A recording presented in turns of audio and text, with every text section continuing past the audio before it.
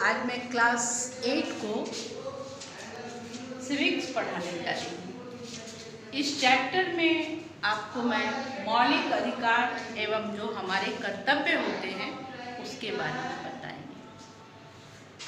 मनुष्य के सर्वांगीण विकास के लिए आज के लोकतांत्रिक शासन पद्धति में सरकार के द्वारा बहुत कुछ ऐसे संवैधानिक अधिकार दिए गए हैं जिनके बिना हमारा समुचित विकास हो ही नहीं सकता है, और इन्हीं अधिकारों को हम मौलिक अधिकार कहते हैं। संविधान निर्माताओं ने जब संविधान का निर्माण किया था उस समय ही नागरिकों के मौलिक अधिकार का प्रावधान संविधान में डाल दिया था, और इससे भारतीय नागरिक विश्व के नागरिकों से ज़्यादा शक्तिशाली और अपने को सुरक्षित महसूस करने लगे। हमारे मौलिक अधिकार 7 दिए गए हैं। इन मौलिक अधिकारों का हनन किसी समाज के द्वारा, किसी व्यक्ति के द्वारा या किसी सरकार के द्वारा नहीं किया जा सकता। 7वां मौलिक अधिकार संपत्ति का अधिकार था, जो 1978 में एक संशोधन के द्वारा उसे हटा दिया गया।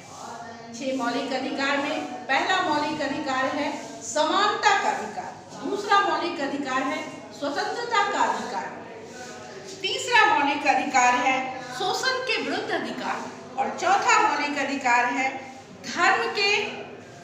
धर्म की स्वतंत्रता का अधिकार एवं सांस्कृतिक शैक्षणिक अधिकार। 5वां मौलिक अधिकार है,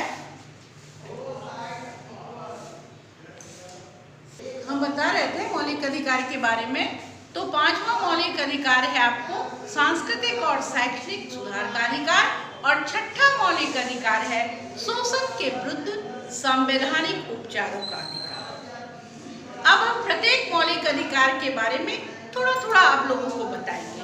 पहला मौलिक अधिकार है समानता का अधिकार।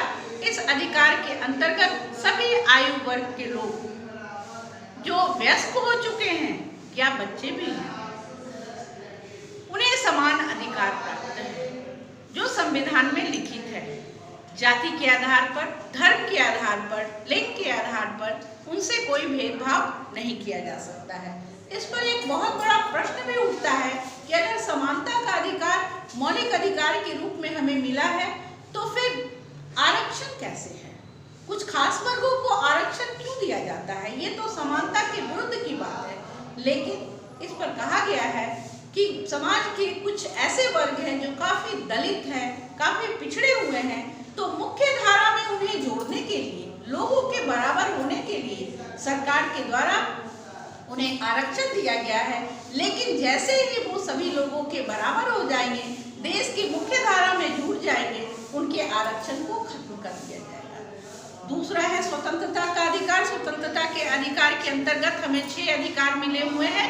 देश के किसी भाग में हम जा सकते हैं, अपनी अभिव्यक्ति और विचारों को व्यक्त कर सकते हैं, हम कहीं संगठन बना सकते हैं, हम कहीं नौकरी कर सकते हैं, हम कहीं जाके बस सकते हैं, देश के किसी भी भाग में बस सकते हैं।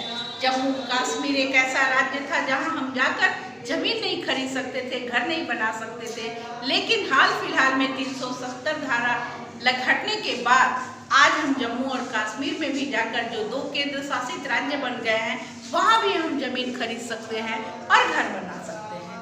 तीसरा अधिकार है शोषण के विरुद्ध अधिकार। शोषण मतलब 14 वर्ष के बच्चों से कराया जाने वाला कार्य या महिलाओं को बेचा जाता है। ये 2 तरह के शोषण, और बंधुआ मजदूरी, किसी को बिना मजदूरी दिए हुए सालों साल काम कराना, तो महिलाओं को बेच दिया जाता है, या फिर 14 वर्ष से कम उम्र के बच्चों से काम कराया जाता है होटलों में, घरों में। इसके विरुद्ध सरकार न्यायालय में जाने को अधिकार देती है। ये शोषण के विरुद्ध अधिकार है। तो चौथा अधिकार है धर्म की स्वतंत्रता का अधिकार, मतलब हर भारतीय नागरिक धर्म के मामले में स्वतंत्र है, क्योंकि हमारा देश एक धर्मनिरपेक्ष देश है और इस देश में किसी भी व्यक्ति को कोई भी धर्म अपनाने की सुविधा दी जाती है। वो धर्म के मामले में कोई संस्था या कोई सरकार उस पर अड़ंगा नहीं लगा सकती।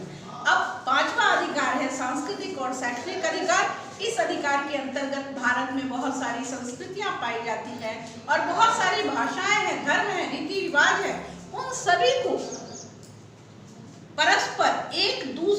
बिना विरोध किए हुए मनाने का अधिकार है, उसके प्रचार प्रसार करने का अधिकार है। और छठा अधिकार है संवैधानिक उपचारों का अधिकार। आपको नाम से ही पता चल रहा है कि इन पांचों अधिकार का अगर कहीं शोषण होता है तो संवैधानिक उपचारों के अंतर्गत हम न्यायालय के शरण में जाकर अपने अधिकारों की पुनर्व्याख्या कर सकते हैं। इसके अतिरिक्त सरकार ने उपेक्षित वर्गों के लिए भी बहुत सारे अधिकार दिए हैं। इन उपेक्षित वर्गों को आरक्षण दिया जाता है। इन उपेक्षित वर्गों से छुआछूत के नियम के अंतर्गत भेदभाव करना बंद किया जाता है।